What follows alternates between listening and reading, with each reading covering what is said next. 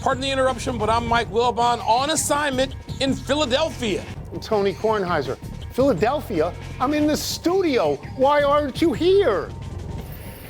Because Shai Gilgeous-Alexander and OKC is here in Philly. They're not in the studio. I hate to inform you of that. Wait, so he's more important than I am? Because Sunday night, when they played in Washington, you didn't go. Yeah, you went to Georgetown, but you didn't go see him. So now you dump me? That's great. Welcome to PTI, boys and girls.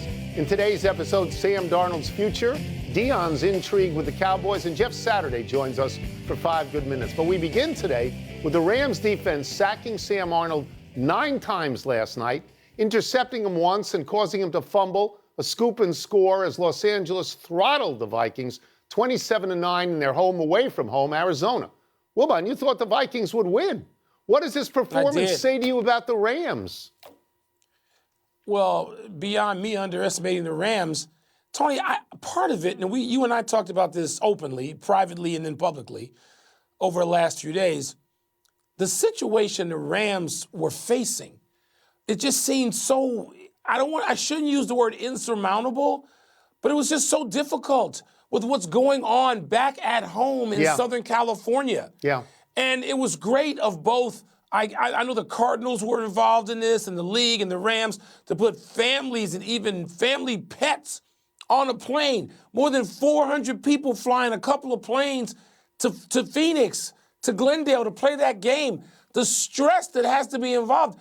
I don't even know how you can focus. How can you concentrate on a particular task at hand, which is as exacting as a football game, a playoff football game? You can lock in on that with everything that's going on around your home. I have nothing but love and praise for the Los Angeles Rams, the way they went about their business, their preparedness, their professionalism, the inspiration which they played with. Maybe they derived some of it from the difficulty of the situation, a tragic situation in Southern California. I can't get over it. I can't believe what they did. I have nothing but praise for that team. I'm going to get to what you said in a second. I'm going to go to the game, though, first. That it turns out in hindsight that maybe the most important play of the game is right at the top of the second quarter when it appears that Stafford is, as he is sacked, that he fumbles the ball, that it's picked up, it's brought into the end zone. The referee goes like this, and you're thinking it's 10-10. And then correctly, they reverse that call because Stafford, he's not trying to throw the ball down the field, but he's trying to avoid the sack. After that, Minnesota never threatens again. The Rams get 2 touchdowns in that quarter. It's 24-3, I think, at halftime, and the game is over. And now to get to what you said. I watched Sean McVay and I watched Matthew Stafford talk about the fires in the post game. I watched that. I watched them, it seemed to me, try to come to grips with their small part in this larger whole here and what the Rams could do. I watched, I think it was Andrew Whitworth in the pregame ceremony, when he talked about the Los Angeles community and the strength of it. And he thanked the first responders and he thanked the firefighters and all of that. And then I read that Roger Goodell said that 45,000 fans had flown or driven from California to watch this game. And I thought, Mike, maybe in their own way, the Rams took strength and purpose from all of that. Because I did not expect them to win either. I did not. No, didn't either. Kudos. Not even enough. There's no too much praise for the Rams and the organization and the team. Puzzling team, though, Mike. It's a disappointing. They start out the season every year, last 2 years. They have a terrible record, 4 or 5 games in. Then they get hot and get to the playoffs. Puzzling. They're playing well when it counts. Yeah. It's a disappointing finish, however, to a surprising season for the Vikings. After losing rookie quarterback J.J. McCarthy in the preseason to a serious injury, Sam Darnold stepped in from oblivion and led the team to the brink of the NFC's #1 seed. But Tony, where do losses in successive weeks to the Lions and now the Rams leave Darnold and the Vikings? Yeah, so the convenient narrative here is to say that Sam Darnold reverted to being Sam Darnold. But just because it's convenient doesn't mean that it's not accurate. In the last 2 games that they've had with stuff on the line, the #1 seed in the NFC when they played Detroit, and this is a playoff game against the Rams, Sam Darnold wasn't very good. That offense only managed 9 points in each of those games. So, Mike, I think he cost himself a lot of money. I'm not sure someone is going to come through with a big long-term contract now. When they were 14-2, the team was carrying him around on their shoulders. They were touting him for MVP, and at that point, when they're going for the number 1 seed, he has 37 touchdown passes and 11 interceptions, which is good. In the last 2 games, he's been sacked 11 times. He's got only 1 touchdown pass, 1 interception. He lost a fumble, which led directly to a touchdown. He sort of, yesterday, I thought he looked lost out there. You know, I mean, he really did. And I remember when he said when he was with the Jets, you know, that he saw ghosts. And I thought, to a degree, last night was the ghost of Darnold past. Tony, I totally agree with you. I'm going to take it further. Darnold looked lost, but so did his coach, who's a terrific coach. He looked lost. It looked like they didn't have a game plan, or the game plan was woefully inadequate. Taking 5 and 7 step drops when you need some quick passes to get away from that pressure, and you've seen it for 2 weeks. You saw it from Detroit, which provided a blueprint essentially for last night for the Rams. What are you doing? Why could no imagination from a staff that has been imaginative with Sam Darnold? Now, Tony, here's what we know from covering football, covering all sports for a lot of years. When you spend a first-round draft pick on somebody, you anoint that player. You say, this is our guy, and we're giving him our blessing. And that's what's going on with the kid from Michigan. And so Sam Darnold, to me, has thrown his last pass to the Vikings. Really? In a way, this is awful because he did win 14 games. Yes. My goodness, he had a great season. But, Tony, when executives, when they tap you on the shoulder and they stand up there and they let that kid hug Roger Goodell and they say, with the whatever pick of the first round we are selecting, that is their golden child. You don't They're think not Darnold giving up on him? You don't think Darnold's going to get the franchise tag for $40 million? You don't think he's coming back? He may not start anywhere else in the league if you're right. If you're right, because you know what? Start somewhere else. I thought the same as you thought. Throw the ball away. You can't keep taking all of these sacks. What are you doing? Throw the ball away. All right. He looked overwhelmed. He looked totally overwhelmed last night. And he'd had a great year, and now it looks like the whole season is a failure, and it shouldn't. It shouldn't. They won 14 games. Yeah. Let's go back to the Dallas Cowboys coaching situation from the other day. It is still vacant. But here's a name that might rush into the breach, Deion Sanders. Deion and Jerry Jones have already talked once. Deion called talking with Jerry, quote, truly delightful and intriguing, unquote. Wilbon, what would you call it? Irrelevant. This is going to come down to some real difficult decision-making for both Jerry and Deion if it advances, if the talks advance and become relevant. The first conversation I don't think is relevant. Tony, there's an essential question here to me. Can the Jerry Jones brand, and Jerry's ultimately interested in his brand, and it's mostly the Cowboys, but it's also the Jerry Jones brand. Yeah. All right? Yeah, I got you. Can that exist productively with the Deion brand? And Deion can coach him up, but Deion is in it for the Deion brand. You see Deion in commercials with all kinds of people. You see Deion as a character, as a duck. He's in it with Saban. Yeah. The Deion brand and the Jerry Jones brand, they are two of the top. With anybody named Kelsey, they're at the top of the brand business in the NFL. They actually get recognized without saying their names in the United States of America, which other football players, even quarterbacks, don't get. Yeah. So I don't know, until we know whether that can be reconciled, I don't know what to think of it. It's intriguing. I mean, it would just blow up the airwaves. We talked about this yesterday, but I don't know if it works. I don't know if it makes sense, and I wonder if either one of the two of them, mostly Deion, would say, Jerry, I love you, but we're not going to go there. I'm going to track over a lot of what you're saying. My first impression was that this was a pipe dream, that it won't happen, that it can't happen, because Jerry Jones is not going to hire anybody more famous than he is. And Deion Sanders is calling attention to himself every day. Yeah, he's in that commercial with the duck, the Aflac commercial. He also, on the sidelines, coaching Colorado, wears a sweatshirt with his own name on it, Coach Prime. He is an actor, he is a character, and I say that with all due respect because I love him. But then I began to think, well, you know what? Why not? Jerry's 82 years old. He wants to win one more time with the Cowboys. He knows that the people he's hired recently don't have the spark that Dion has. He was there with Dion. Dion played on that team. Dion won a Super Bowl with that team. So maybe Jerry says this: I can share the spotlight with Dion because the spotlight's going to be bigger than it's ever been. Because the Cowboys brand is going to be bigger than it's ever been. I'll tell you this, Mike, and I'll get out of here.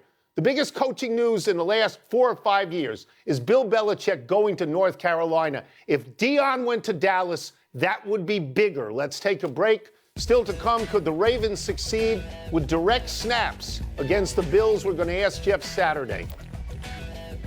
We'll also ask him how he would feel about the Commanders' chances against the Lions if he was blocking for Jaden Daniels. Tone, I don't know if it can exist. It's just too big. It's just too much. Nothing's too big for Jerry. Nothing's too big for Dion. Come on. Jerry wants.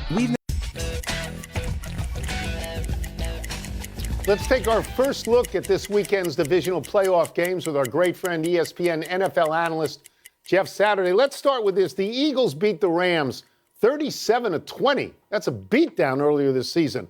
But do the Rams look like a different team to you now, Jeff? Yeah, they absolutely look different. And to your point, 200. I think Saquon had 255 yards rushing. I think 300 yards of scrimmage. Even A.J. Brown had over 100 yards. So they got after him pretty good. But I would say when you look at the Rams, that young defensive line has continued to mature throughout the season. Obviously, putting an exclamation point on what they did to Minnesota Vikings this past weekend. So as you're looking at them, they are definitely a different team. But I'll say this. Philly is getting better as well. I know people have been very critical of the way they played in the playoff. Make no mistake, it's still one of the most physical teams in the NFC. Their game plan ain't changing. It's going to be an onslaught of physicality this weekend.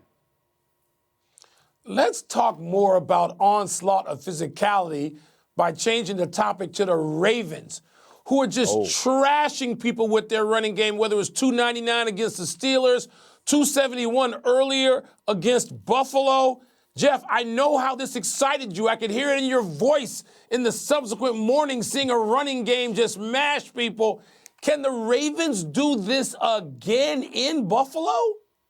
They can. I think that is going to be the matchup, Mike. When you think about how do the Bills beat the Ravens, they're going to have to slow down this running game. And what makes that very difficult on top of Derrick Henry, it's the style that Baltimore wants to play with Lamar Jackson now a part of that running game. They don't typically do that throughout the season, but you saw the way he played this past weekend. He from the first quarter on, he was hell-bent on making sure he was going to get his carries in. So I don't know if the conversation with Mom changed him, but my man was about that action. And when he pulls that ball down, that means your backside. And I'm just telling you, even your backside, if it's one-on-one, Lamar's winning 99 out of 100 of those. So you're probably leaving two guys on the backside of that defense to make sure you're keeping up with Lamar. Now that leaves your front side open. It's going to be really interesting to see how Buffalo combats that, because Buffalo wants to do the same thing with Cooks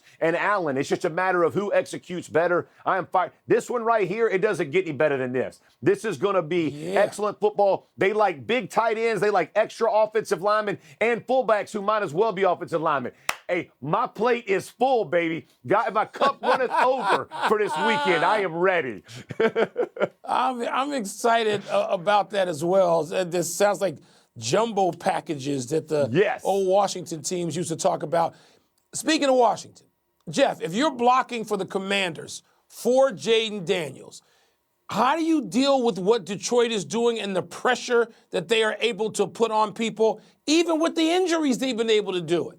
Yeah, it's been pretty remarkable. You think about Aaron Glenn and what he's been saddled with and the way that he's adjusted and continues to make adjustments. It's been pretty incredible. The buy-in from the players, the way that Dan Campbell has gotten these guys together, it's fun to watch.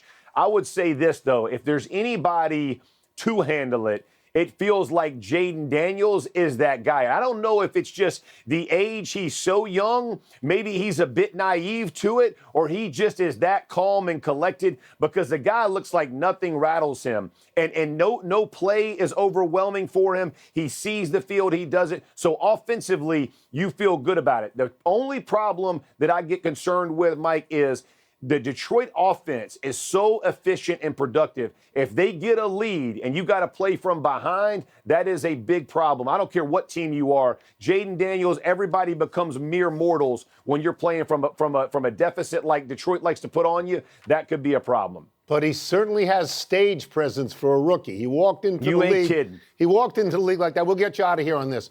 The Texans' pass rush, very effective against the Chargers. The Chiefs handled it, though, when the two teams played 3 weeks ago. Do you like the Chiefs to handle it again? I do, and because they're going to go in with a plan, Tony. If you think about Andy Reid and Mahomes, the left tackle has been a turnstile at best. It's been below average. They moved Tooney out there to try to help it, who's a guard moving a tackle, who's played efficiently.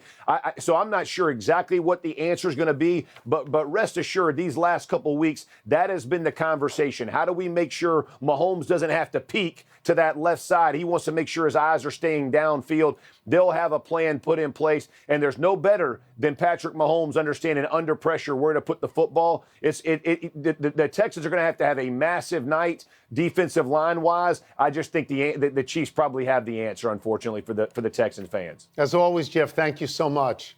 Love you, Jeff. fellas. Y'all have Appreciate a it. great one.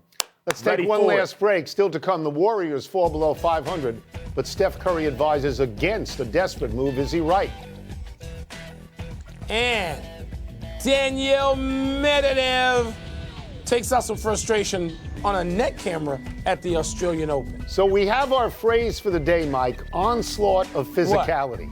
That's our phrase for the day. Yes, I like that. We should get buttons that Physicality. say onslaught of Old physicality. school football. Run. Happy time, people. Happy belated 65th birthday, Dominique Wilkins. This was Sunday, we Nick. missed it. One of the greatest nicknames in all of sports, the human highlight film. Wilkins played 15 years in the NBA, accomplishing the most in his 12 years in Atlanta. Led the league in scoring in 1986, averaging 30.3 points a game. 9-time All-Star, spectacular in the dunk contest in 1985 and 1990. Wilkins never won a ring. He never even got to the conference finals. But that's what can happen when your career bumps up against the Celtics with Bird, Parrish, and McHale, and the bad boy Pistons with Isaiah Thomas, Joe Dumars, and Bill Laimbeer. Wilkins is in the Hall of Fame. He's on the NBA 75 team. Tony, yeah, amen. I mean, he had to go against some people who were just on the all-time great list, and Dominique might have been slightly, ever so slightly short of it. It's cool now to go to games when Atlanta's playing, and Dominique is there doing the TV. It's great to just see Dominique Wilkins, who looks just on the all-time great list, and Dominique might have been slightly, ever so slightly short of it. It's cool now to go to games when Atlanta's playing, and Dominique is there doing the TV. It's great to just see Dominique Wilkins, who looks and funny they are. I'm not going to say they're equal to the light beer commercials of our youth. No, they're not. Because those are the smartest, funniest commercials involving athletes ever. And they were some of the greats of all time. But these are very funny, including the Case Keenum. These are laugh out loud funny. They are. Happy trails to a net camera at the Australian Open. Fifth-seeded Daniil Medvedev was trailing the 418th ranked player in the world in the third set when he took his frustration out on the tiny camera, swinging his racket at it 5 times, smashing it to pieces. In doing so, he also broke the frame of his racket. The chair ump responded by issuing a code violation for racket abuse, which could result in a fine. But if you want to stop racket abuse, just force him to play with that broken racket. Medvedev bounced back to win the first-round match in 5 sets. 9th seed Andrei Rublev wasn't so fortunate, falling in straight sets to 18-year-old Brazilian qualifier João Fonseca, who wowed the crowd while playing in his first-ever Grand Slam match. Fonseca's supposed to be a big deal. A lot of people love him. I think he committed to Virginia at one point and then said, I'm going to turn pro. seems to have worked out well so far. Yeah, let's get those Wahoos on the phone to get them back. Big finish quickly. The NBA fined your boy Anthony Edwards $50,000 for flipping the bird at a ref while on the bench. Your thoughts? More than $250,000 of fines this season. Leads the league with 9 texts. He says no more texts. We'll see. They need him. Stop getting texts. Japanese star Roki Sasaki has narrowed his suitors down to Dodgers, Padres, Jays. Who's the favorite? Stop. Dodgers. Warriors fall below 500. Steph Curry doesn't want the team to make a desperate move. How do you read that? I'm not reading anything. Trade for LeBron. Just do it. Just trade for LeBron. The Lakers are going nowhere. The Warriors are going nowhere. Steph, LeBron. We're going nowhere if you don't get on with the question. I just told you what to do. 3 double-ranked SEC matchups tonight in college hoops. Who you got? Yeah, I got Alabama, I got Kentucky, I got Auburn. Cavs at Pacers. Now, like Pacers to win again? Nah, Cavs rebound in Indy. Really? So they split home and home. Yeah. On the road, rather. Out of time. Try and do better the next time. I'm Tony Kornheiser in studio. I'm Mike Wilbon. Same time tomorrow, Knuckleheads. You can get us wherever you feel like getting us. Thoughts on Jimmy Butler essentially saying we are never, ever getting back together. Shams with the latest. Thank you. Still to come on. He wants to be traded. After initially signaling that he wanted out of Miami, Butler was suspended on January 3rd for 7 games for conduct detrimental to the team. Mike and Tony with much more in tonight's PTI bonus topic. All right, Wilbon, what do you make of the Jimmy Butler-Pat Riley feud? Wow, Tony, this has gone on for a while now, right? I mean, Pat Riley started this in the summer saying if you're not playing and you missed 23 games last year, just sort of keep it quiet. And then Butler kind of lets it be known relatively quietly. He didn't demand a trade that he wants to trade. And then Riley says, I'm not trading him anywhere. And then Butler tests that, and Riley suspends him and acknowledges he does seek a trade for him. So this has gone on for a while. Tony, to me, when you got a lineup of Bam, usually Highsmith, Tyler Hero, Love, Terry Rozier, Jaime Jaquez, Duncan Robinson, you got a playoff lineup out there. You need to get something back for Jimmy Butler to contend now. I think they're 2 games over 500. Miami can finish in a 4 or 5 spot. They can. They've done it. But that means Phoenix and Golden State, the preferred destinations, would have to give up something. I don't think the Suns have anything to give up except Bradley Beal, and that doesn't seem to be a great fit. The Suns would have more to give up with Kuminga maybe. This is intriguing, Tone, but I don't know that there's a trade that's going to be made given the new economics of the NBA. Okay, the Warriors would give up Kuminga, not the Suns. The Suns would give up Beal. That's who you said at that point. Beal. Yes, I'm going to be pretty brief here. Pat Riley is one of the most important figures in the history of basketball. In the history of basketball, what happened with him in college, what happened with him in the pros, what happened with him, as an executive and a coach in a variety of places. Jimmy Butler is a very good player. Jimmy Butler doesn't want to be there anymore. Jimmy Butler was really good in Miami. He got them to a final. He was a really good player. He doesn't want to be there, okay? So trade him. I mean, there's no point in having a feud. You're not going to get back what you think the guy is worth, but it's better if you make this trade. Shake hands, say thanks for everything, and move on, right? That's what you do. Yes, because, Tony, if you're suspending somebody and you already have for conduct detrimental to the team, then you can't have him on the team and be an asset. So, it seems like, man, this is a difficult place. But again, Tony, in the past, the 100 years of the NBA, you say make a trade. In the NBA, people make trades. When they wake up, they have breakfast, they make trades. But it's a different economic climate. Our friend Brian Windhorst is always reminding us that this is not like your daddy's NBA or even Tony's NBA. That's it. We're done. 100 years. I always thought it was about 75, but 100. It's nice to know.